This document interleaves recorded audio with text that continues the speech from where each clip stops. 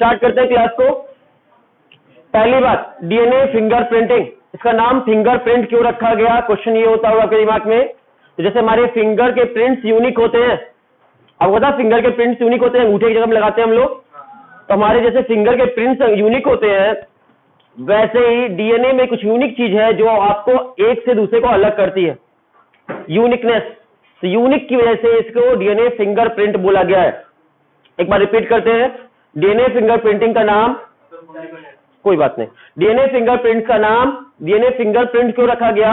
जिस तरह fingerprint unique होते हैं, सिग्नेचर होते हैं, किसी के फिंगरप्रिंट किसी और से मैच नहीं करते हैं, वैसे ही आपका डीएनए फिंगरप्रिंट होता है, एक डीएनए दूसरे डीएनए से पूरी तरह से मैच नहीं करता। हर इंसान का डीएनए यूनिक होता है और यूनिकनेस कैरेक्टर की वजह से इसको फिंगरप्रिंट वर्ड यूज किया गया है और इसका फिंगरप्रिंट से कोई लेना देना नहीं है। दूसरी चीज, फिंगरप्रिंट को चेंज किया जा सकता है। हाँ, फिंगरप्रिंट चेंज हो सकते हैं। आपको चोट लग जाती है तो फिंगरप्रिंट चेंज हो जाते हैं। कई बार आपको सर्जरी करवा लेते हैं लोग, सर्जरी के दौरान अपना फिंगरप्रिंट चेंज कर सकते हैं, लेकिन डीएनए के जो फिंगरप्रिंट्स हैं वो कभी चेंज नहीं होते। डीएनए क्योंकि आपकी हर एक सेल के अंदर न्यूक्लियस है, हर न्यूक्लियस अंदर डीएनए है, कितनी सेल में चेंज करोगे, कहां जाके चेंज करोगे? तो डीएनए के जो फिंगरप्रिंट्स है वो कभी चेंज नहीं होते, पॉसिबल नहीं चेंज करना, इसलिए ओरिजिनल सिग्नेचर हुआ ये। जबकि वाले फिंगरप्रिंट्स सर्जरी से चेंज किए जा सकते हैं। किसी ने हाथ ही कटवा लो, मार रहा है फिंगरप्रिंट, हाथ जला लो तो आपके जल जाने की वजह से इस सबब से आपके फिंगरप्रिंट लॉस हो सकते हैं। किसी को फिंगरप्रिंट लॉस करना है, पॉसिबल है, कोई बहुत इमरजेंसी कंडीशन आ गई, फिंगरप्रिंट लॉस करना है, कर सकता है वो। बैग्स लगाकर भी फिंगरप्रिंट चेंज हो जाते हैं। ग्लव्स पहनकर अलग अलग तरह के, एक सेकंड, ग्लव्स पहनकर भी फिंगरप्रिंट चेंज हो सकते हैं। तो फिंगरप्रिंट चेंज करना पॉसिबल है। बहुत सारे ऐसे आते हैं चीजें जिससे फिंगरप्रिंट दूसरे काम चुरा सकते हैं, है ना, लेकिन डीएनए के फिंगरप्रिंट चोरी करना, बदलना पॉसिबल नहीं है, बिकॉज डीएनए के जो फिंगरप्रिंट, डीएनए आपकी हर एक सेल में है, यूनिक है, इसलिए उसको चेंज कर पाना नहीं है। तो रियल आइडेंटिटी है, इसलिए इसका वर्ड फिंगरप्रिंट वर्ड लगा हुआ है। चलेगा? तो डीएनए फिंगरप्रिंट वर्ड का मतलब क्लियर हो आपको? कोई दिक्कत की बात नहीं? हाँ बोलो। हाँ तो हाँ चेंज हो जाते हैं, वो डिपेंड करता है डॉक्टर पे, कैसा लगा रहा है, क्या कर रहा है। किसी के साथ आपको मैच कराने हैं तो करा सकते हैं। मुझे प्लास्टिक सर्जरी कराने के दौरान हमको चाहिए कि इसके जैसा फिंगरप्रिंट चाहिए, तो उसके फिंगरप्रिंट ला के डॉक्टर दे देंगे, वो कर देंगे उसको। इलीगल तो होगा ही, लेकिन उसमें क्या है, चोरी करने की बात आ रही तो कर सकते हैं चोरी करने की बात। अरे कुछ और नहीं, ज्यादा नहीं, फिंगरप्रिंट्स आपको चोरी करने तो बहुत ज्यादा डिफिकल्ट नहीं है। आप वहां से ग्लव्स आते हैं, जिस शेप के आपको उसमें जो शेप का सामान रख दो वो शेप के जाते हैं। आपके बहुत सारे ऑर्नामेंटल सामान जब बनते हैं, आपने देखा होगा कहीं ऑर्नामेंटल सामान, डिजाइन वो कैसे लेते हैं। मान लो सपोज मेरी अंगूठी की डिजाइन उसको बहुत मुझे पसंद है, सेम डिजाइन चाहिए मुझे, मैं जाऊंगा दुकान पे और वो अंगूठी को कुछ उनके पास होता है, एक पता नहीं क्या होता है उसको नहीं पता, उसमें जोड़ दबाते हैं, सेम टू सेम उसमें डिजाइन बन जाएगा, जैसा इसका डिजाइन है सेम टू सेम आ जाएगा। कोई का हार, चूड़ी, मंगलसूत्र, जो भी वॉटेवर रहता ज्वेलरी होता है, उसको उसमें जोर से दबाते हैं, सेम शेप उसमें बनकर आ जाता है। फिर वहां मेटल डाल देंगे या कोई चीज डाल देंगे वहां पर, जो चीज उस शेप का उसमें वहां पे फिल हो जाएगा। समझ वाली बात? तो वैसे ही फिंगरप्रिंट का भी कर सकते हैं ना, पॉसिबल है, नकली फिंगरप्रिंट बनाकर उसको ग्लव्स के रूप में पहन लो ऊपर से।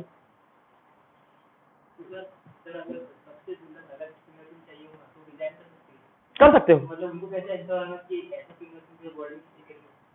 अब वो तो कॉम्बिनेशन है ना, परमुटेशन कॉम्बिनेशन, अलग अलग कॉम्बिनेशन करना। ताले का हम लॉक जो बनाते हैं, लॉक बनाने जाएंगे अगर हम, तो मेरा यूनिक लॉक होगा, किसी से मैच नहीं करेगा, किस पे डिपेंड करता है? परमुटेशन कॉम्बिनेशन, बहुत सारे कॉम्बिनेशन तैयार कर सकते हो, इतने लाखों हजार को कॉम्बिनेशन है, जरूरी नहीं मैच करे। चलो अब आगे चल सकते हैं अगर परमिशन हो तो। डीएनए फिंगरप्रिंटिंग वर्ड का मतलब, फिंगरप्रिंट वर्ड क्यों लगाया गया है? क्योंकि फिंगरप्रिंट यूनिकनेस को दिखाता है। तो जैसे हमारे हाथ के फिंगरप्रिंट यूनिक होते हैं, किसी से मैच नहीं करते, वैसे डीएनए के फिंगरप्रिंट भी एक दूसरे से मैच नहीं करते। डीएनए का कोई पोर्शन है, सर्टेन पोर्शन, जो एक दूसरे से मैच नहीं करता। तो डीएनए फिंगरप्रिंटिंग वर्ड का मतलब समझ में आ गया। किसने टेक्निक डेवलप की थी? एलेक्स जेफरी ने, ठीक है ना। लेकिन हमारे इंडिया में कौन सी टेक्निक हम लोग यूज करते हैं? डॉक्टर लालजी सिंह की दी हुई, इसलिए father of DNA fingerprinting Alex Jeffrey होंगे, और Indian father of DNA fingerprinting, ठीक है ना। डॉक्टर लालजी सिंह के साथ में कश्यप जी ने भी हेल्प किया था, लेकिन वो फादर नहीं है, लेकिन कश्यप, बीके कश्यप ने भी उनकी हेल्प की थी इस काम में, इंडिया में। अगली बात करें डीएनए फिंगर की, जब प्रिंटिंग की जब बात करते हैं तो बोलते हैं कि हमारे बॉडी में हम सभी के, जल्दी जल्दी सुनिए, फास्ट में रिवीजन कर रहे हैं, 2-4-5 मिनट में रिवीजन हो जाएगा। हमारे बॉडी के हम सभी के डीएनए 99.9% सेम होते हैं। हम सब में डिफरेंस कितना है? 0.1% का डिफरेंस है। इस नाते से हमारे बॉडी में 3×10⁹ बेस पेयर है। अगर उसमें 0.1% वेरिएशन है, मल्टीप्लाई कर दो, कितना आ जाएगा? 0.1 से मल्टीप्लाई करेंगे तो आंसर क्या आएगा? 3×10⁻, इतने बेस पेयर डिफरेंट होंगे। कैसे आया? मालूम चल गया। हमारे शरीर में बेस पेयर इतने हैं, डिफरेंसेस इतने का, जैसे इसको मल्टीप्लाई कर दिया गया, तो इसको मल्टीप्लाई करने से वैल्यू घटेगा कि बढ़ेगा? ये डिफरेंसेस हमारे, हम सब में ये यूनिकनेस करेक्टर है, इतने न्यूक्लियोटाइड यूनिक है। हाँ 0.1% है ये, 0.1%। समझ पाई बात? तो परसेंटेज ऑटोमेटिकली 100 में है। कोई दिक्कत? तो बहुत अच्छी बात है, इतनी बात समझ में अगर आपको आ गई है तो बहुत अच्छी बात है। अगली बात करते हैं कि हमारे डीएनए फिंगरप्रिंटिंग में दो तरह के डीएनए में दो तरह के डीएनए होते हैं। एक जीन कोड करने वाले कोडिंग डीएनए, जिनसे जीन कोड होता है, ट्रांसक्रिप्शन ट्रांसलेशन के दौरान प्रोटीन बनता है, और दूसरे होते हैं जंक डीएनए। जंक डीएनए, फालतू डीएनए, इनसे कुछ नहीं बनता, इसलिए इनको जंक डीएनए कहते हैं। और इसमें सीक्वेंस क्या होते हैं? बार बार रिपीट होते हैं। अब ध्यान से देखना, रिपीट दो तरह का रिपीट हो सकता है। धीरे से निकलना, मोबाइल मत गिराना। ATGAC, ए बच्चा क्या कर रहा है?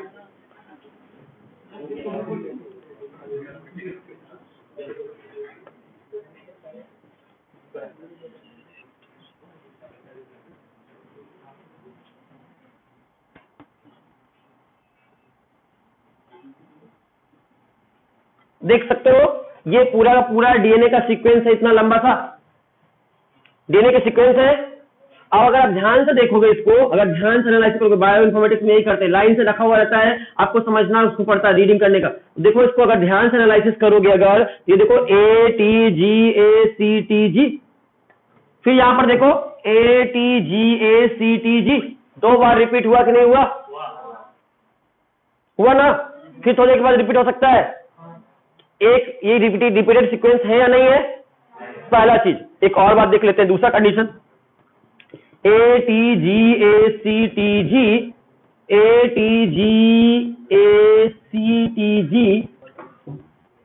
ATGACTG, देख पा रहे हो?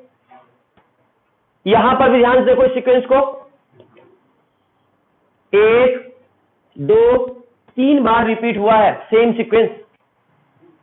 अब इन दोनों में डिफरेंस देखो, रिपीटेशन दोनों जगह है कि नहीं है? यहां भी रिपीटेशन है, यहां भी रिपीटेशन है, लेकिन ये टेंडम रिपीट है और ये सिर्फ रिपीट है। टेंडम का मतलब यहां पे होता है लगातार, या टेंडम वर्ड जो आपको कल पूछ रहे थे, टेंडम का मतलब, हाँ इंटू जो मैंने बोला था, टेंडम का मतलब होता है लगातार, एक खत्म हो दूसरा शुरू हो जाए, दूसरा खत्म हो तीसरा शुरू हो जाए। तो एक के बाद एक लगातार अगर रहता है, कंटिन्यूअस रहता है, तो उसको टेंडम रिपीट कहते हैं। तो टेंडम रिपीट है, ये टेंडम रिपीट नहीं है। रिपीट दोनों है, रिपीटेड सीक्वेंस दोनों में है। आपसे पूछा रिपीटेड सीक्वेंस किसमें? ऊपर वाले में, नीचे वाले में, दोनों में। लेकिन टेंडम रिपीट किसमें है? ये टेंडम रिपीट है, टेंडम रिपीट नहीं है, क्योंकि बीच में कुछ और आ गया। समझ पा रहे हो? टेंडम रिपीट का मतलब, टेंडम वर्ड आपने कल पूछा था, टेंडम का मतलब था एंड टू एंड, हमने बोला था, और अच्छे से क्लियर कर देते हैं एग्जाम्पल के साथ। टेंडम रिपीट का मतलब जहां पर एक खत्म हो उसके बाद फिर वही आ जाए, फिर वही आ जाए, फिर वही आ जाए। तो आपको क्या देखना है? VNTR का मतलब variable number of tandem repeat. पूरा रिपीट तो नहीं देख सकते हैं, क्योंकि तो इतना बड़ा डीएनए है, पूरे डीएनए का रिपीट देखने जाएंगे तो बहुत टाइम वेस्ट हो जाएगा। तो टेंडम रिपीट देखते हैं। टेंडम रिपीट का मतलब लगातार कितनी बार रिपीट हो रहा है। आपकी बॉडी में सपोज 3 बार लगातार रिपीट हो रहा है, इसकी बॉडी में 4-4 बार रिपीट हो रहा है लगातार। अभी समझ में आ रहा? क्योंकि ओवरऑल लेंथ डीएनए की सेम होगी, हर किसी के डीएनए की 2.2 मीटर लंबा होगा सबका डीएनए। सबके डीएनए ATCG से ही बना हुआ है।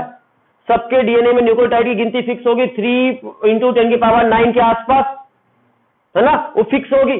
तो डिफरेंसेस कहां आएंगे? टेंडम रिपीट में डिफरेंस आते हैं। किसी में 2 का टेंडम रिपीट चल रहा है, किसी में 3 का टेंडम रिपीट चल रहा, किसी में 4 का चल रहा। समझ में आ रही बात? तो टेंडम रिपीट सीक्वेंस के नंबर में डिफरेंसेस हो सकते हैं कि नहीं हो सकते? और ये रिपीटेड सीक्वेंस कहां होंगे? आपके जंक डीएनए में या जीनेट या कोडिंग डीएनए में? कोडिंग डीएनए में नहीं होते जनरली कहां होते हैं ये? जंक डीएनए में। कोई दिक्कत? अगर इन डीएनए को अगर हम सेंट्रीफ्यूज कराएं, कौन सा सेंट्रीफ्यूज कराएं? डेंसिटी ग्रेडियंट सेंट्रीफ्यूगेशन कराएं, तो डीएनए के टुकड़े, एक टुकड़ा अलग हो जाएगा, एक बल्क डीएनए होगा और एक टुकड़ा अलग हो जाएगा। जो टुकड़ा अलग हो जाएगा उसको सैटेलाइट डीएनए कहेंगे। छोटा टुकड़ा अलग हो गया जो, उन टुकड़ों को क्या कहेंगे? Satellite DNA. ठीक है ना? कई सारे टुकड़े अलग हो सकते हैं। तो एक अगर हम सेंट्रीफ्यूगेशन करते हैं, डेंसिटी ग्रेडियंट सेंट्रीफ्यूगेशन कराया जाए डीएनए को, तो डीएनए का टुकड़ा टूटकर अलग हो जाता है। और ये टुकड़े जब अलग हो जाते हैं तो टुकड़े को, डीएनए के टुकड़े को कहते हैं सैटेलाइट। मेन के आसपास जो दूसरा और होगा उसको सैटेलाइट कहते हैं। जैसे अर्थ के आसपास जो सैटेलाइट कौन सा है? जैसे या बात करें शनि ग्रह की, शनि ग्रह समझते हो? उसके आसपास में सैटेलाइट है ना बोलते हैं। तो जो भी टुकड़े उसके टूटे फूटे आगे पास में पड़े हुए हैं सैटेलाइट कहलाते हैं। क्या समझ में आई बात? सैटेलाइट, उसके आसपास टूटा हुआ टुकड़ा, उसका पार्ट। तो आपको बात करें, आपका बल्क डीएनए और उसका टूटा हुआ पार्ट को कहलाया जाएगा सैटेलाइट डीएनए। समझ में आ गई बात? तो बल्क डीएनए बड़ा सा डीएनए होगा और सैटेलाइट डीएनए छोटा सा टुकड़ा होगा। कोई दिक्कत है बात समझने में? सैटेलाइट डीएनए भी क्लियर हो गया आप सभी को? जिसको कंफ्यूजन होता है सैटेलाइट डीएनए में बार बार, तो समझ लो satellite DNA is the part of DNA. Bulk DNA का ही छोटा टुकड़ा है, पार्ट है। कैसे अलग हो गया है? डेंसिटी ग्रेडियंट सेंट्रीफ्यूगेशन करने से अलग हो गया, टूटकर अलग हो गया। उसे हम सैटेलाइट डीएनए के नाम से जानते हैं। इस सैटेलाइट डीएनए को माइक्रो सैटेलाइट भी बोल सकते हैं, मिनी सैटेलाइट भी बोल सकते हैं। किस बेसिस पर माइक्रो सैटेलाइट और मिनी सैटेलाइट वर्ड यूज करेंगे? बेस कंपोजिशन देखेंगे, उसमें एटी सीक्वेंस ज्यादा है या जीसी सीक्वेंस ज्यादा है, उसका लेंथ देखेंगे कितना बड़ा है, और क्या देखेंगे?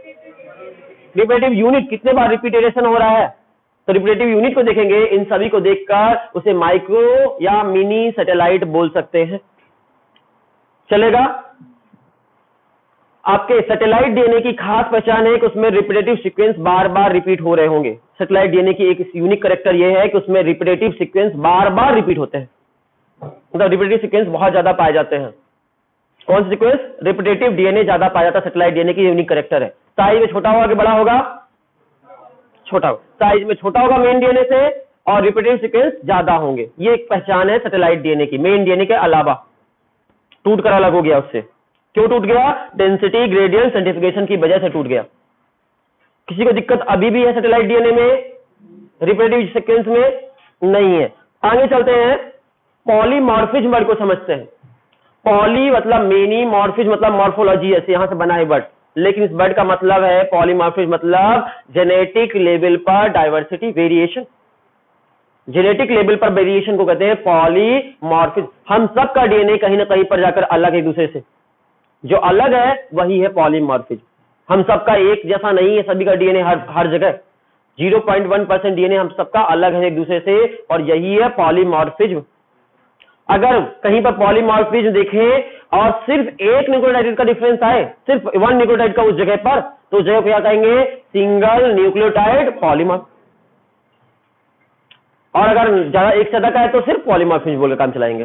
तो पॉलीमॉर्फिज्म मतलब आपका जेनेटिक लेवल पर डिफरेंसेस, वेरिएशन, डाइवर्सिटी। कोई दिक्कत यहां तक समझने में?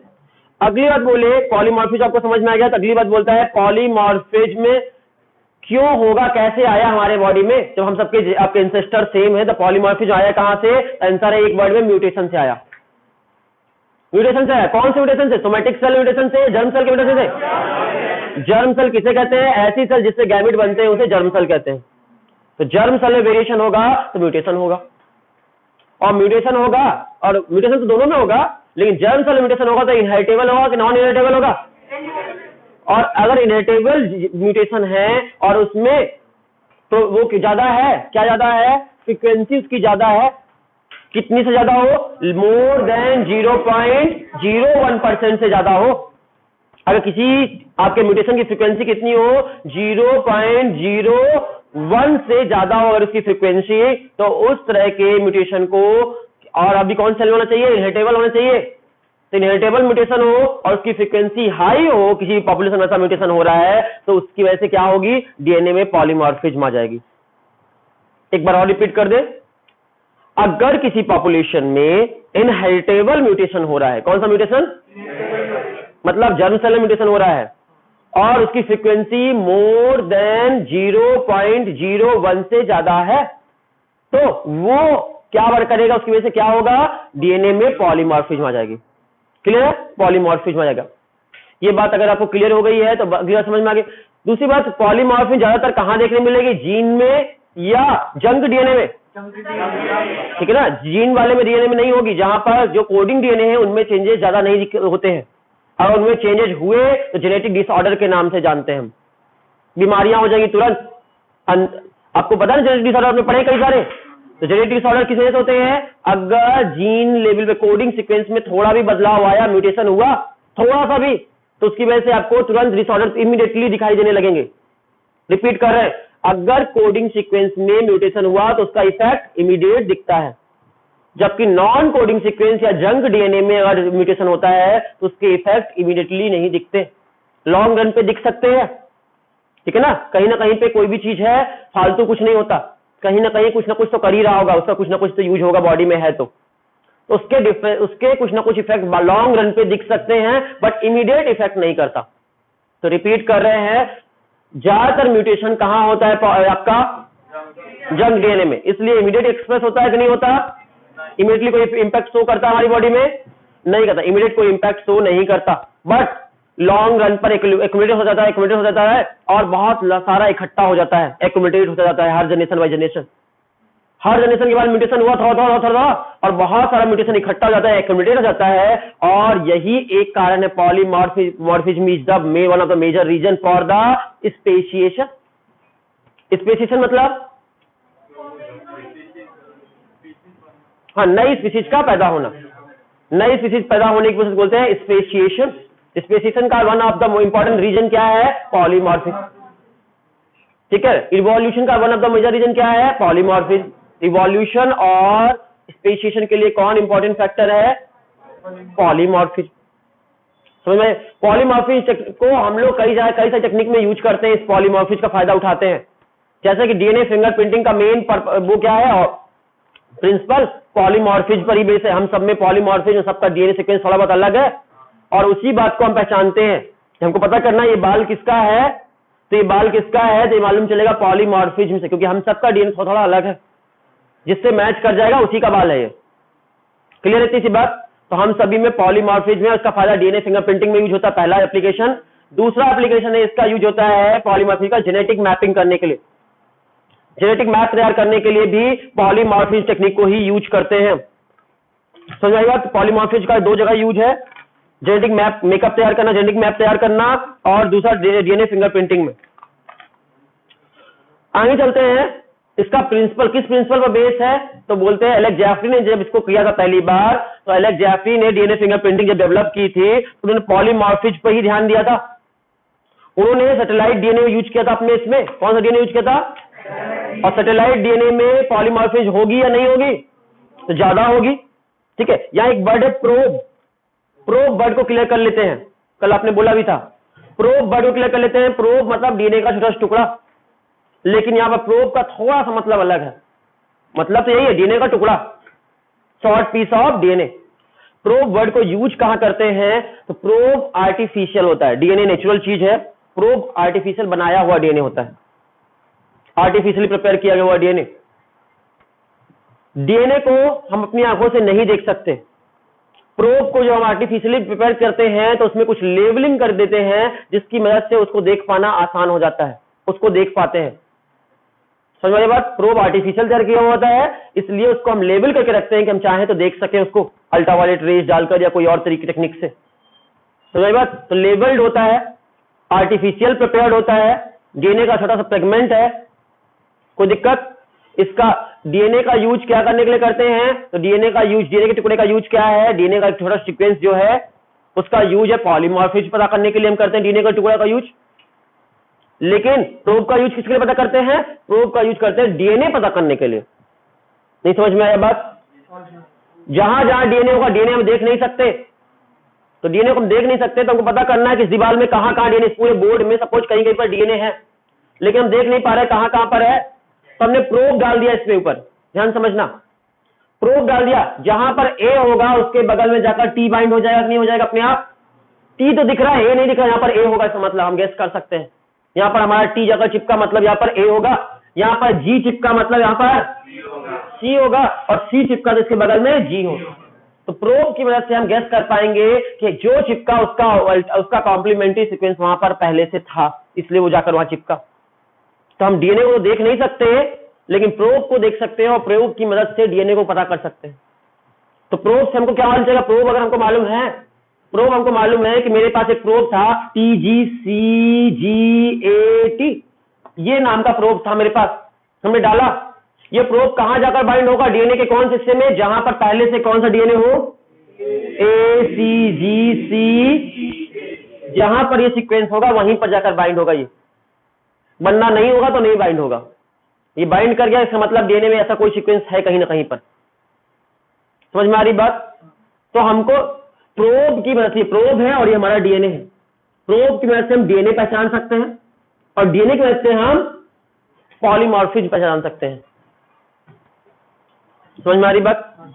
तो प्रोब का मतलब artificially prepared DNA for the identification of DNA, actual DNA.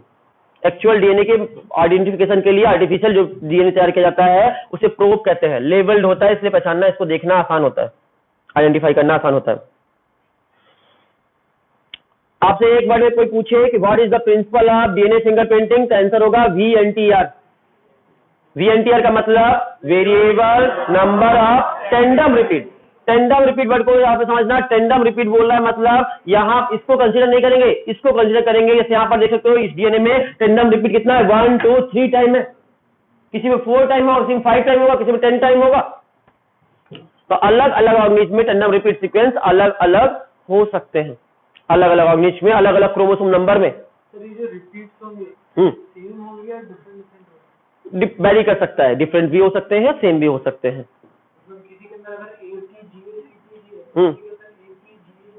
हो सकता है, पॉसिबिलिटी अलग अलग क्रोमोसोम पर डिपेंड करेगा, कौन से क्रोमोसोम की बात कर रहे हैं हम, किस क्रोमोसोम की बात कर रहे हैं, किस ऑर्गेनिज की बात कर रहे हैं। सेम ऑर्गेनिज की बात करें, सेम नंबर ऑफ क्रोमोसोम की बात करें तो सीक्वेंस सेम होंगे। हाँ, अगर तुम क्रोमोसोम नंबर 2 को कंपेयर करो क्रोमोसोम नंबर 8 से तो नहीं होगा, सेम अलग सीक्वेंस होगा वहां पे। 2 को 2 से काम कंपेयर कर रहे हो सेम स्पीशीज का ऑर्गेनिज में तो सेम होना चाहिए, तो पॉलीमॉर्फिज्म है वहां पर। चलो रिपीट कर रहे हैं, तो पॉलीमॉर्फिज्म आपको कहां देखने मिलती है? टेंडम रिपीट सीक्वेंस में, सैटेलाइट डीएनए में।